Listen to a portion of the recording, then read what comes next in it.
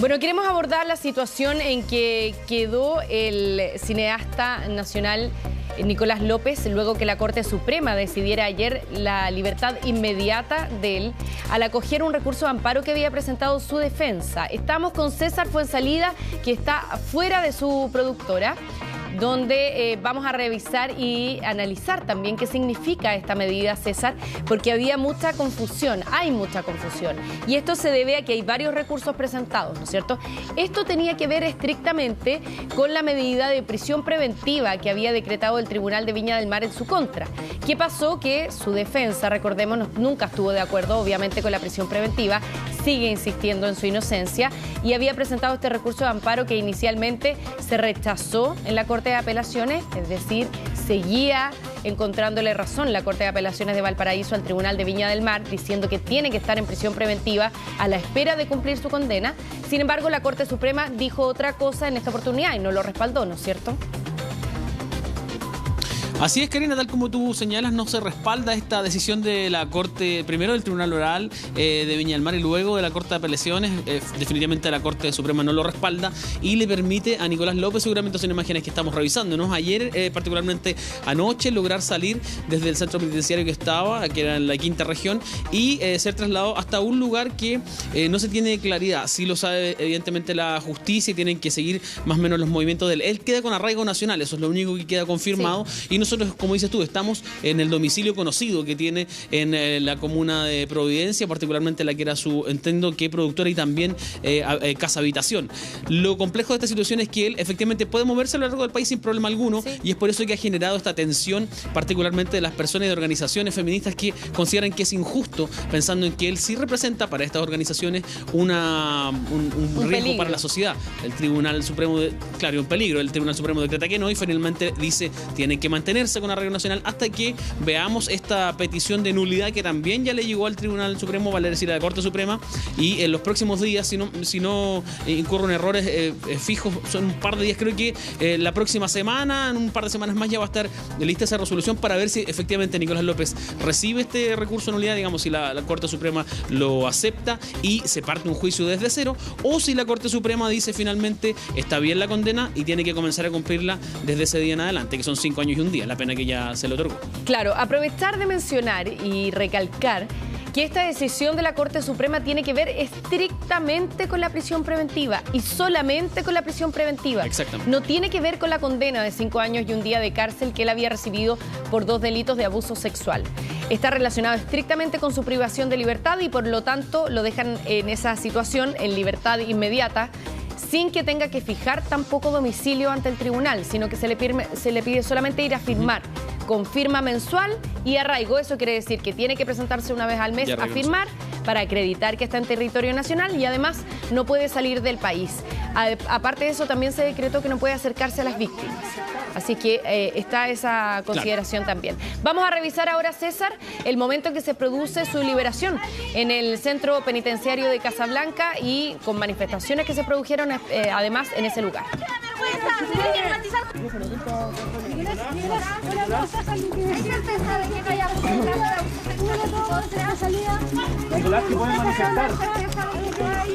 Un caso de abuso sexual.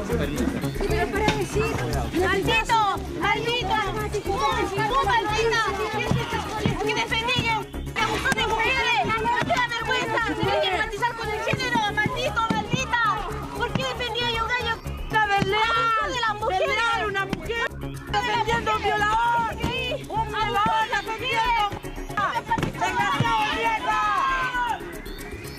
Bueno, fue una situación donde no solamente él recibió insultos, lo increparon, sino que también a su abogada. Hay personas que le pedían explicaciones a la abogada también de por qué lo defendía. Fueron parte de los hechos que se produjeron anoche en el penal de Casablanca, entonces, cuando él sale de acuerdo a esta decisión de la Corte Suprema de libertad inmediata. Ahora, esto no quita que se va a seguir adelante con el otro recurso que presentó su defensa para impugnar ahora sí la condena. Y esa es una nulidad parcial que se presentó, no es total. No se está pidiendo que se haga el juicio desde cero, sino que solamente referido a los 2 hechos por los que fue considerado culpable. ¿Te acuerdas que especulábamos la posibilidad de qué tipo de recurso de nulidad se iba a presentar?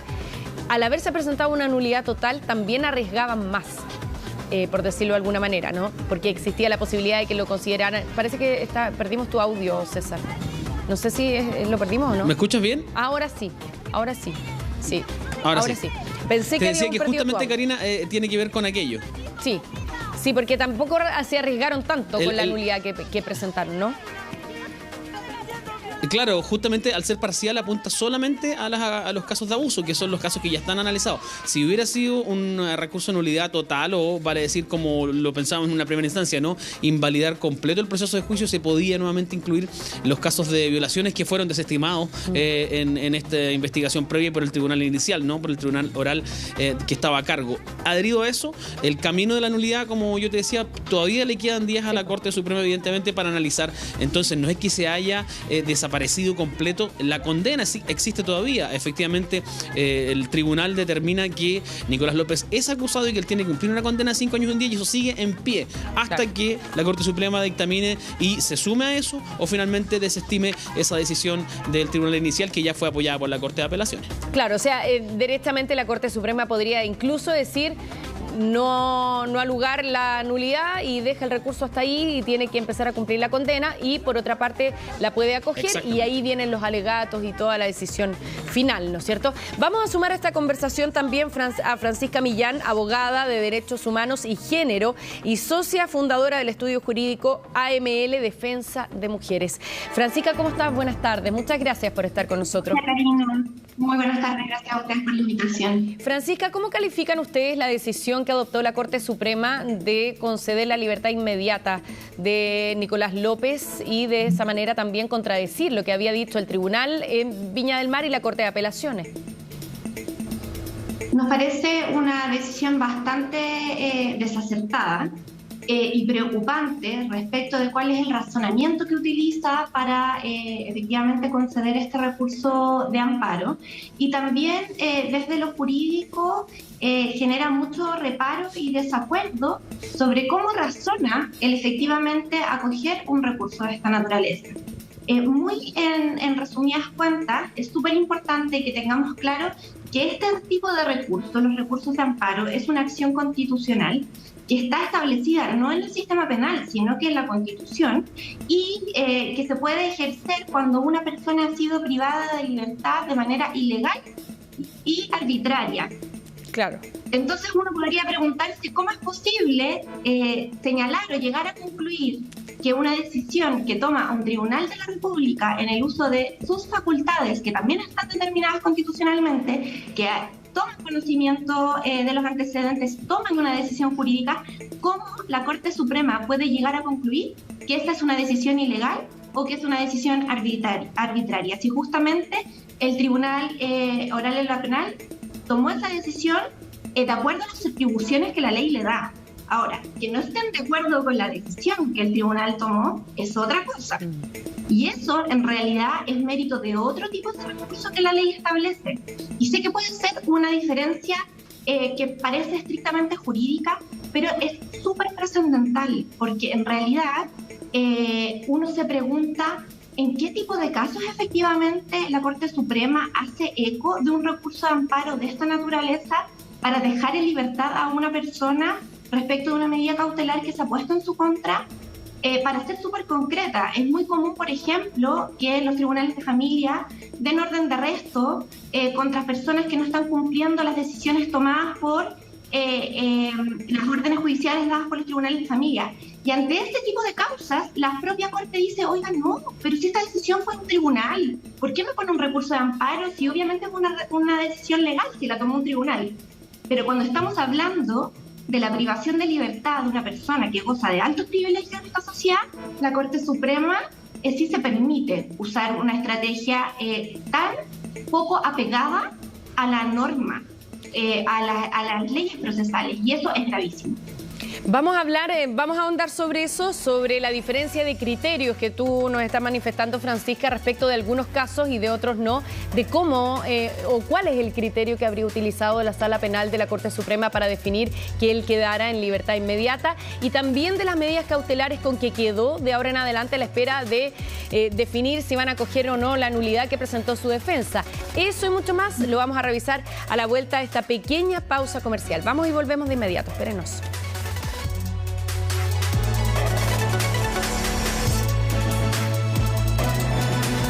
4 de la tarde con 38 minutos, estamos en vivo, haciendo contigo en directo y conversando sobre la situación judicial que enfrenta actualmente el cineasta Nicolás López, luego que la Corte Suprema y su Sala Penal decidiera ayer otorgar la libertad inmediata del cineasta después de haber acogido el recurso de amparo que había presentado su defensa.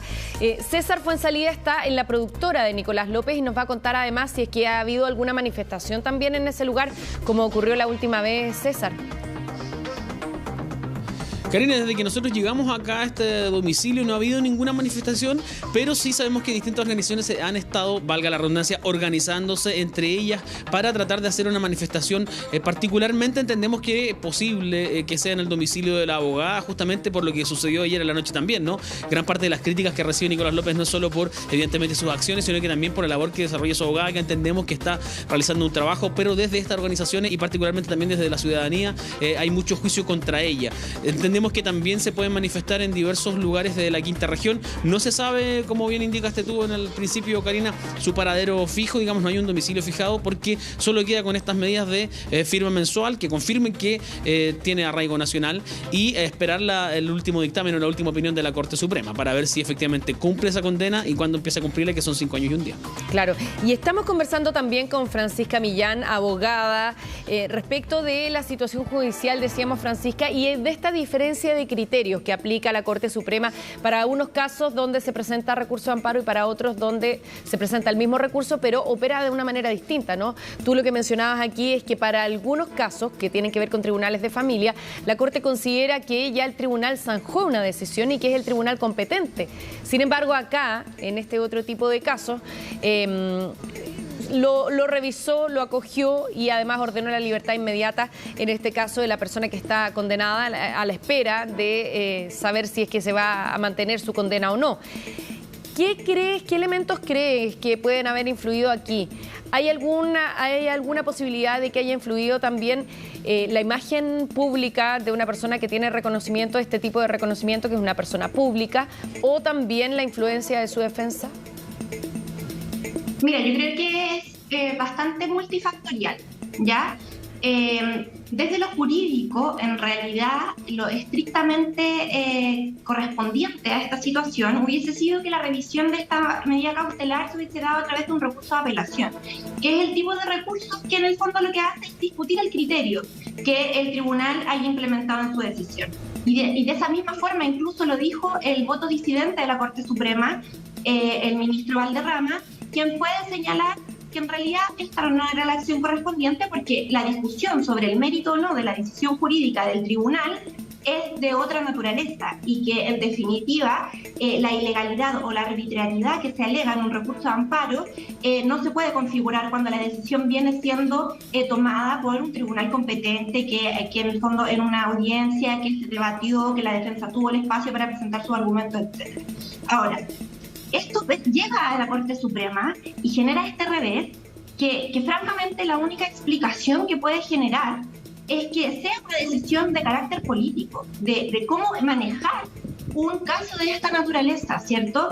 Y de qué tipo de imagen es la que se quiere proyectar o proteger respecto de cómo se imparte la justicia. Y también, ¿por qué no decirlo, aunque sea muy audaz de mi parte, en cómo incluso en estas esferas del Poder Judicial se sigue normalizando y desestimando la violencia sexual, o sea, Francisca, y en general la violencia. O sea, ¿tú crees que aquí también el máximo tribunal con una decisión como esta no pondera debidamente la gravedad de los hechos por los que ha sido condenado? Porque esa condena sigue firme hasta ahora. Justamente.